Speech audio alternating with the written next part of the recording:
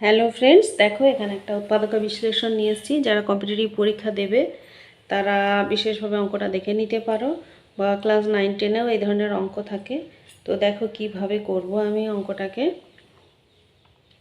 প্রথমে দেখো এই x² - 2x, এই 399টা আমি এখানে লসাগু করে নেবো। লসাগু করলে এটা কত দিয়ে যাবে দেখি, 19 দিয়ে খাওয়াই।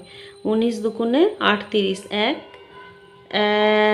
19, 19 1 তাহলে 19 আর 21, এইটা দিয়ে আমি ভেঙে ফেললাম। তাহলে এখানে দেখো এই 2টা আনতে হবে। 2টাকে কীভাবে আনবো?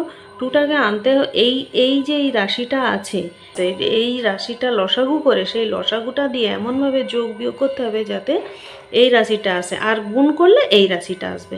দেখো 19-এ 21-এ গুণ করলে আমার 399 আসবে, আর 21 থেকে 19 বিয়োগ দিলে 2 আসবে। তাহলে এই রাশি দুটোর গুণ করলে আমি এটা পাবো, আর এটা যোগ বিয়োগ করলে আমি এটা পাবো। তাহলে দেখো এখানে দেখো 21 বিযুক্ত 19 যদি করি, 19 20 21 2 হচ্ছে। তাহলে আমি এখানে এই 2xটা আনার জন্য কি করব না, এই 21 এই x² মাইনাস দিলাম। তাহলে কি করলাম, 21 বিযুক্ত 19 করলাম, আর কি এখানে x পড়েছিল x লিখলাম, -399।